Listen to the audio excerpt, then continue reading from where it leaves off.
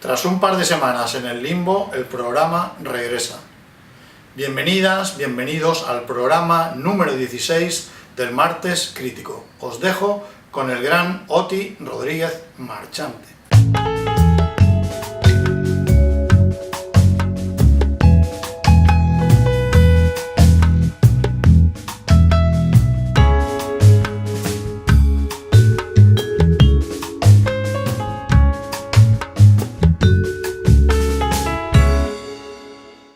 Hola, pues como acaba de decir José y como ha escrito en su web, volvemos del limbo. Lo que yo no sé es si no nos hemos venido con el limbo puesto. También ha anunciado en su página algunos cambios en la estructura, en la forma, en el fondo. Y francamente no sé si José se refiere a las inminentes operaciones de cirugía estética que me voy a hacer. A ver si se me pone el carito de Belén Esteban, la princesa del pueblo, y así le damos a esto un interés un poquito así añadido. Porque la verdad es que solo con las películas y las críticas no da la impresión de que el personal se vuelva loco. O si no, también podemos llamar a Cayetana Guillén Cuervo para que lo presente. Punto. Esta semana vamos a hablar fundamentalmente de dos estrenos y una spoilita para un tercero. Primero es El viento se levanta, la película del japonés Miyazaki, que, bueno, dice Nuria Vidal en su blog y explica prácticamente lo que yo podría decir. Miyazaki se despide del cine, es una lástima. Lo hace con un film extraño, una historia que quizá contada en imágenes reales habría sido más difícil de aceptar. La vida de Hiro Horikoshi, el inventor del avión cero japonés que bombardeó Pearl Harbor, se eleva por encima de su biografía gracias al poder de los dibujos de tintas planas de este mago de la animación que es capaz de enmarcar su personaje en una trágica historia de amor, sin olvidarse de recordar que el sueño de Horikoshi se convirtió en una pesadilla de destrucción.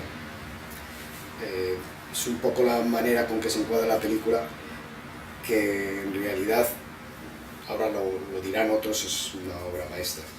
Desiree Defez en Fotogramas, bueno, dice que la película trata sobre la vida de un personaje real y que se mueve en un plano más realista de lo habitual en el cine de Miyazaki, pero a pesar de eso es una pieza absolutamente coherente, dice, a nivel formal, emocional y temático con la obra anterior del maestro. Bella y escrita con mimo, la atención en los personajes, la lucidez con que están integrados en el marco histórico.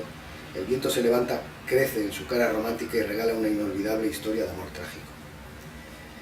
Jordi Costa en El País, bueno, también hace un buen ejercicio de alabanza sobre la película. Dice: el talento animador de Miyazaki ha hecho uso de una mirada parecida a la de su ensimismado personaje para extraer del poder expresivo de lo natural los muy sutiles hallazgos que puntúan la que quizás sea la más contenida y antiespectacular de sus películas.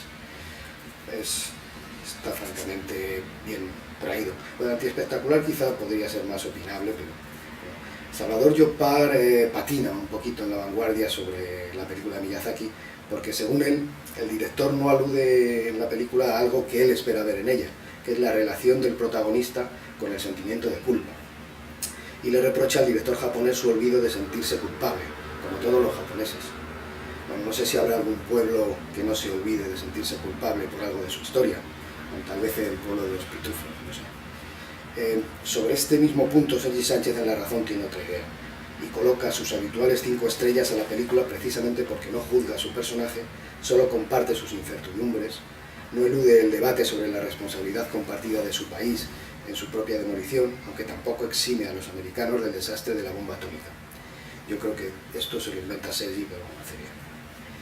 Yo en el ABC, bueno, participo del entusiasmo general, salvo el del crítico de La Vanguardia, y digo que esta película es más cercana, más confortable, más domesticada en su aleación de humanismo y fantasía, tiene un hábil y emocional control de sus ambiciones dramáticas, sin eludirlas, como tampoco elude su condición confusa en lo político, dejando un amplio terreno inexplorado en lo que suele ser una línea clara entre el bien y el mal, la causa y sus fines.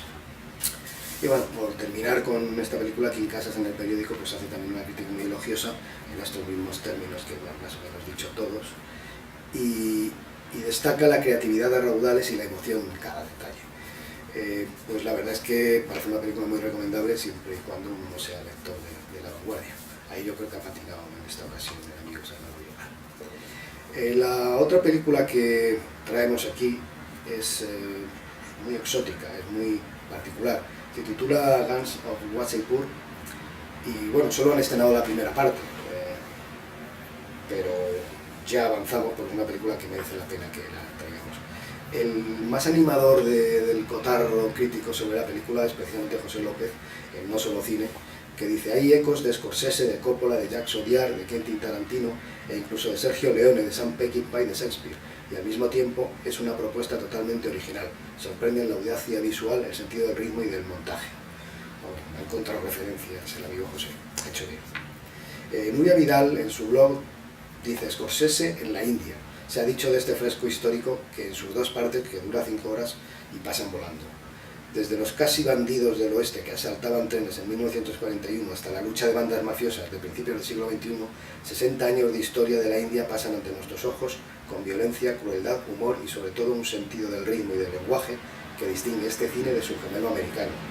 Está muy arriesgado lo que dice Nuria Vidal, pero también digno de tener en cuenta. No ha tenido una gran compañía este fin de semana en las taquillas, pero las críticas en realidad han sido todas bastante... Jordi Batlle en La Vanguardia dice que es un ambicioso fresco histórico de 5 horas que a la manera de clásica saga familiar sigue la evolución de unos Corleone hindúes. Aquí el amigo Jordi dice hindúes, pero no son hindúes, son más bien musulmanes. Pero ahora las diferencias entre hindú, indio e hindi no tenemos tiempo de aclarárselas aquí, pero creo que tendría que aclararlas. Kim Casas en el periódico también alude a Scorsese y a Coppola y también a Sergio Leone y dice que la película trata del reverso menos amable y hedonista del cine de Bollywood. Y bueno, y justo aprovecho esto que dice Kim Casas sobre Bollywood porque en esto entra lo mejor que yo he escrito sobre ella, que es el título, titulado Balas sobre Bollywood. Bueno, después de echarle unas cuantas flores a la película, advierto de que el cine de la India, al cine de la India, como a su gastronomía, su paisaje o sus costumbres, hay que irse acostumbrando. No llega uno, se pone y ya está. Y las interpretaciones, las motivaciones de los personajes, los colores y olores de su personalidad y alrededores necesitan de un acoplamiento con el ver y el sentir del espectador, algo que Anurag Kashyap, que es el director, consigue con sorprendente eficacia mediante un perfecto equilátero entre el sentido del humor, de la furia y del retrato familiar y social. Bueno, la verdad es que me ha quedado bastante bien, ahora así leído. Y bueno, que es una película que se ha estrenado en muy pocos cines, que no es fácil caer en la necesidad de ir a verla, pero que si alguien tiene esa tentación, que no deje de hacerlo porque es una película sorprendente y nueva sobre algo que hemos visto unas veces, pero no desafiera. Y entre los estrenos, bueno, pues quiero también apuntar La vida inesperada, de Jorge Torregrosa, que es una comedia española que ocurre en Manhattan y que ha tenido una templadilla aceptación de crítica y público. En general, se ha señalado que hay un escalón entre los guiños de Woody Allen y los de Elvira Lindo, que es la guionista. Pero no vamos a aludir al solomillo de todas estas críticas que ha habido sobre la peli, por si alguien de ustedes, vosotros, pues tiene la intención de ir a verla para no desanimar. Y bueno, pues como se puede comprobar, hemos vuelto. Lo que no está tan claro es que hayamos dejado el limbo.